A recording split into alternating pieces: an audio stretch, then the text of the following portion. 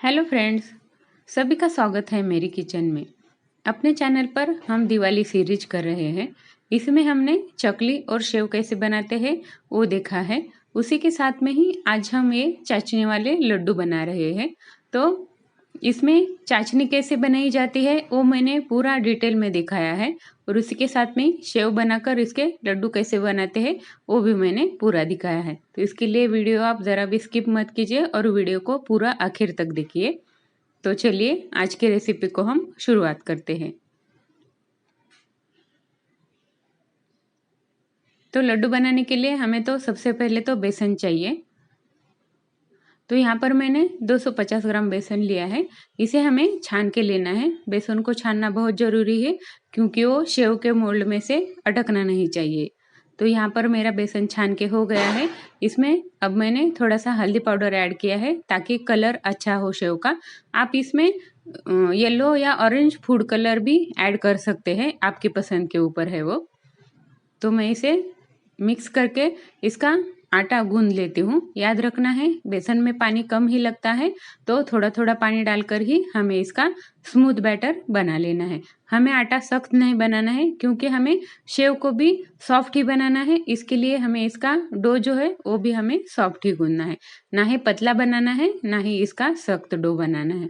तो यहाँ पर मेरा अभी बेसन जो है वो सारा बाइंड होके तैयार है। तो इसको मैं ऑयल लगाकर हाथ को थोड़ा इस तरह से स्मूथ बना लेती हूँ ताकि ये हाथ में चिपके नहीं। और आपके पास टाइम है तो आप इसे 5 या 10 मिनट के लिए रेस्ट करने के लिए रख दीजिए, नहीं तो आप तुरंत भी इसे बना सकते हैं। तो मैं थोड़ा इसे रेस्ट करती हूँ। तो यहाँ पर मैंने अब ऑयल को गर्म कर लिया है। तो अब हमें अगला स्टेप करना है। तो इस चकली के मोल्ड में मैंने सेव का प्लेट डाल दिया है। तो अब हमें इसमें बैटर को हाथ से थोड़ा स्मूथ बनाकर चकली के मोल्ड में इसे भर देना है और ऊपर से इसका ढक्कन लगाकर इसे फिक्स कर लेना है। तो अब हमें इसका सेव बनाना है। तो यहाँ पर कढ़ाई में ऑयल गर्म हो चुका है। तो हमें डायरेक्ट कढ़ाई में ही सेव बनानी है। और याद रखना है हमारा ऑयल जो है वो मीडियम गर्म ही चाहिए, हाई गर्म नहीं चाहिए, और फ्लेम भी हमारा मीडियम ही चाहिए क्योंकि हमें इस सेव को 70 to 80% ही कुक करना है। हमें सेव को 100% या कड़क नहीं बनाना है।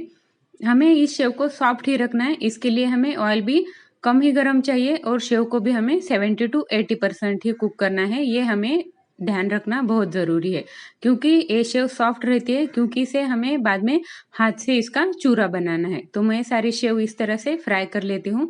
तो देखिए हमें एक तरफ सेव फ्राई करना है और एक तरफ इसे हाथ से इस तरह से चूरा बनाते जाना है। इसे गरम गरम ही चूरा बनाना है। ये ठंडा हो जाएगा तो इसका चूरा अच्छे से नहीं बनता है। अगर आपको ये पॉसिबल नहीं है दोनों एक साथ करना, तो आप एक तरफ सेव फ्राई करके रखिए और बाद में इसका हाथ से हल्का हल्का चूरा बनाइए और मिक्सी में से पल्स मोड पर इसे हल्का हल्का ग्राइंड कर लीजिए। हमें इसका पाउडर नहीं बनाना है, सिर्फ हल्का हल्का इसे दरदरा ग्राइंड करके लेना है मिक्सी में। अगर आपसे हाथ से नहीं हो रहा है तो, नहीं तो आप हाथ से इस तरह से भी कर सकते हैं। तो मैंने तो पूरा हाथ से ही किया है क्योंकि हमें ये बचपन से करने की आदत है, क्योंकि हमारे घर में बचपन से यही लड्डू बनाए जाते हैं। तो देखिए मेरे अभी सारी सेव मैंने इसका चूरा बना लिया है। तो अब हमें इसके लिए चाशनी बनानी है। तो मैंने 250 ग्राम का चूरा बनाया है सेव का। तो यहाँ पर मैंने कुछ ड्राई फ्रूट्स लिए हैं अपने पसंद के ऊपर, जो अपने घर पर अवेलेबल हो। ये कुछ वेलची के दाने हैं। तो हमें वेलची इस तरह से ही लेनी है, इसे हमें पाउडर नहीं करना है ताकि लड्डू में आखिर तक इसका जो फ्लेवर है वो बना रहे। ग्राइंड करने से इसका फ्लेवर उड़ जाता है, ये आपको ध्यान रखना है। तो अब हमें शक्कर लेनी है। तो मैंने बेसन 250 ग्राम लिया है। इसके लिए मैंने 180 ग्राम मतलब 180 ग्राम शक्कर ली है। आप कम मीठा खाते हैं तो आप 150 ग्राम भी ले सकते हैं। ज़्यादा मीठा खाते हैं तो आप 200 ग्राम भी ले सकते हैं। आपकी पसंद के ऊपर है ये। आपकी क्वांटिटी ज़्यादा है तो आप आपकी क्वांटिटी के अनुसार शक्कर इसमें ले लीजिए। तो देखिए मेरा 180 ग्राम ये हो चुका है। तो अब हमें इसकी चाशनी बनानी है इस शक्कर की, पर उसके पहले हम ड्राई फ्रूट्स को हल्का सा फ्राई करके लेते हैं।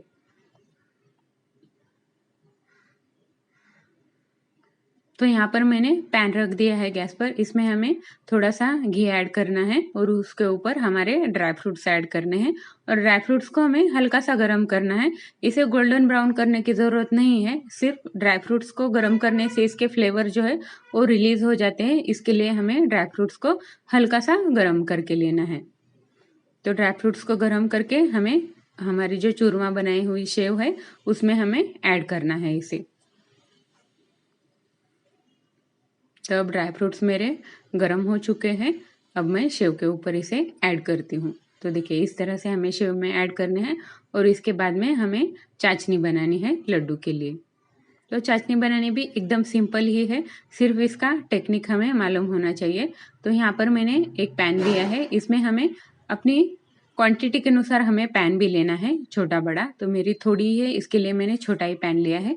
तो शक्कर ऐड करनी है और उसमें हमें शक्कर के बराबर पानी ऐड करना है पहले और देखना है मिक्स करके, और उसके बाद में हमें और थोड़ा पानी ऐड करना है। वो शक्कर से ऊपर आना चाहिए थोड़ा सा, इतना पानी हमें इसमें ऐड करना है और इसे हमें चम्मच से मिक्स करना है पहले। तो इस तरह का चम्मच मैंने लिया है, इसी से ही मुझे चाशनी समझ में आती है। आप इस चम्मच को क्या बोलते हैं वो भी मुझे कमेंट जरूर कीजिए। तो मुझे तो यही चम्मच पसंद है, इसके लिए मैं इसी से ही मिक्स करती हूँ। तो सबसे पहले तो हमें एकदम नीचे से शक्कर को इस तरह से मिक्स करके लेना है और इस पानी में हमें उबाल आने देना है अच्छे से। 1 मिनट तक हमें पहले इस पानी को उबाल लेना है। तो देखिए इस तरह से इसे हमें उबालते रहना है और याद रखना है हमारी शक्कर की क्वांटिटी से हमारा बर्तन जो है वो डबल मोटा होना चाहिए। तो इस वजह से ये जो चाशनी है वो पैन से हमारे बाहर नहीं निकलती है, नहीं तो ये उबलती है तो चाय के जैसे ऊपर आती है। तो इसके लिए हमें पैन कभी भी बड़ा ही लेना चाहिए। तो इस तरह से हमें 2 से 3 मिनट लगे मुझे मेरी पूरी चाशनी बनने के लिए। तो आपकी जितनी शक्कर है उसके अनुसार आप इसे उबाल लीजिए। तो बीच बीच में हमें इसे इस तरह से चम्मच से चेक करते रहना है। मैं आगे बताऊंगी आपको कि चाशनी कैसे चेक करते हैं वो। तो इस शुगर सिरप को हमें इसी तरह से ही उबालते रहना है और बीच बीच में हमें इसे चेक करते रहना है, क्योंकि चाशनी आपकी चाशनी को ज़्यादा भी टाइम लग सकता है या कम टाइम में भी बन सकती है। सिर्फ हमें इस चम्मच की आखिरी बूंद को देखना है। जब इसके ऊपर तार चलने लगेगी तभी हमें समझना है कि हमारी चाशनी बनकर तैयार है। तो देखिए इस तरह से हमें इसके बूंद गिराने हैं और आखिरी बूंद को हमें देखना है। तो अब देखिए अब हल्की सी इसमें तार चलने लगी है। तो जब इसका आखिरी बूंद गिरेगा तब ये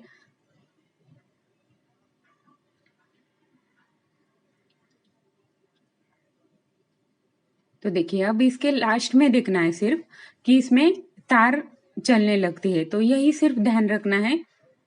इसके लिए मैं इस स्क्वायर शेप वाला चम्मच लेती हूँ, इससे मुझे अच्छा समझ में आता है। तो देखिए इस तरह से सिर्फ इसका लास्ट बूंद देखना है। तो इसमें तार चलने लगते हैं तो हमें समझना है कि हमारा एक तारी चाशनी जो है वो बनकर तैयार है। मैंने आपको समझ में आया इसके लिए 2-3 बार दिखाया है। तो आपको नहीं समझ में आया तो आप इसे रिवर्स करके भी देख सकते हैं। तो मेरी चाशनी तो अभी तैयार है। तो देखिए इसमें हल्का सा तार चलने लगता है। तो देखिए इस तरह से अब दिखा आपको। अब देखिए ये चम्मच को देखना है हमें कि बूंद गिरता है तभी इसके आखिर में हल्का सा तार दिखने लगता है। देखिए तो जैसे ये दिखने लगे तो आपने समझ लेना है कि हमारी एक तार वाली चाशनी तैयार है। तो मेरी चाशनी अभी तैयार है, तो मैं अभी इसे सेव में मेरी ऐड कर देती हूँ। तो सारी चाशनी हमें सेव के ऊपर इस तरह से ऐड करनी है। तो शुरुआत में हमें लगेगा कि हमारी जो चाशनी है वो ज्यादा हो गई है सेव में, पर ऐसा नहीं है। सेव इसे हल्के हल्के सोक कर लेती है पूरा चाशनी। तो हमें चम्मच से इस तरह 1 या 2 मिनट इसे मिक्स करते रहना है ताकि सारी सेव के ऊपर हमारी जो चाशनी है वो कोट हो जाए। तो देखिए अब थाली में ऐसा लगता है कि एक्स्ट्रा हमारा जो शुगर सिरप है वो ज्यादा हो गया है, पर ऐसा नहीं है। ये जैसे सेव इसे सोक कर लेगा वैसे ये कम होता जाएगा। तो इसके लिए इसे इस तरह से मिक्स करते रहिए। और याद रखना है हमें इसे पंखे के नीचे नहीं करना है या किचन का फैन इसे ऑन नहीं करना है एक काम करते टाइम, क्योंकि ये तुरंत सूख जाएगा और हमारे लड्डू जो है वो अच्छे से नहीं बनेंगे। तो इस तरह से हमें इसे मिक्स करना है। तो आप देखिए अब थाली में चाशनी जो है वो दिखाई नहीं दे रही है, तो अब हमें इसे एक साइड में इस तरह से कर लेना है। मेरा थोड़ा है, मैंने इसके लिए एक ही थाली में लड्डू रख दिए हैं। आपके ज्यादा है तो आप दूसरी थाली में रख दीजिए। तो देखिए अब हमें इसके लड्डू बना लेने हैं। आपके अगर नहीं बनते हैं, टूट रहे हैं, तो आप थोड़ा और टाइम इंतजार कीजिए, मिक्स करते रहिए सिर्फ सेव को और इस तरह से लड्डू बनाते जाइए। तो आपकी पसंद के ऊपर है, आपको कौन सा शेप पसंद है, कितना आपको लड्डू बड़ा या छोटा पसंद है, उसी के अनुसार आप इसके लड्डू बना लीजिए। सिर्फ हल्का हल्का इसे प्रेस करना है, ये अपने आप लड्डू जुड़ता जाता है। तो देखिए इस तरह से हमें इसके सारे लड्डू जो है वो बना लेने हैं।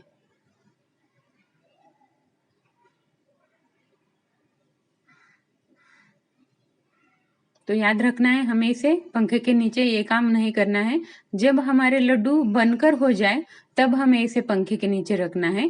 पर जब तक हमारे लड्डू बन रहे हैं, ये प्रोसेस हमारा चालू है लड्डू बनाने का, तब तक हमें पंखे के नीचे नहीं बैठना है। ये बात जरूर ध्यान रखिए। तो इस तरह से हमें सारे लड्डू बना लेने हैं। तो ये तो मैंने एक हाथ से बनाए हैं, अब मैं दो हाथ से बनाती हूँ। वो मेरे अलग शेप में ही बनते हैं, पर मेरे घर में यही शेप पसंद है, दो हाथ से मैं बनाती हूँ वो, तो उसके लिए हमारे यहाँ तो वही शेप में ही बनाए जाते हैं। तो अब मैं दो हाथ से बनाती हूँ लड्डू। तो देखिए इस तरह से ये थोड़े पेड़े के शेप में आते हैं, तो मुझे भी वही पसंद है, तो इसके लिए मैं भी यही बनाती हूँ। तो देखिए इस तरह से हल्के से चपटे बनते हैं। तो मैं सारे लड्डू इसी तरह से बना लेती हूँ।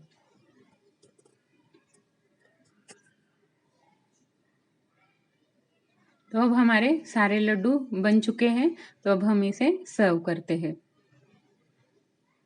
तो देखिए लड्डू बनने के बाद में आप इसे थोड़ा पंखे के नीचे रख दीजिए। और याद रखना है हमें लड्डू बनाकर इसे एयर टाइट डिब्बे में नहीं रखना है। इसे हमें एक दिन तो कपड़े से ढककर ऐसे ही खुले में ही रहने देना है, थाली में ही सिर्फ इसे कपड़े से कवर करना है। और एक दिन के बाद में हमें इसे अपने नॉर्मल डब्बे में भर के रखना है। इसे आप एयर टाइट डिब्बे में भर के रखोगे तो आपके लड्डू खराब हो जाएंगे। याद रखना है हमें कभी भी इसे पहले तो एक दिन तो हमें इसे कपड़े से ढककर ऐसे ही रखना है और बाद में इसे डिब्बे में अपने नॉर्मल भर के रखना है। तो मेरे तो यहाँ पर सारे लड्डू अभी बनकर तैयार है। तो आज की रेसिपी आपको कैसी लगी? ये मेरे घर की है, जो हमने बचपन से घर में खाए हैं, यही लड्डू है।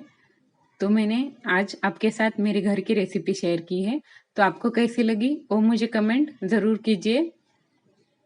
और आपको चाशनी समझ में आई है कि नहीं वो भी मुझे कमेंट कीजिए। नहीं आई है तो मैं और एक वीडियो बनाती हूँ सिर्फ चाशनी का। तो आज के लिए थैंक यू।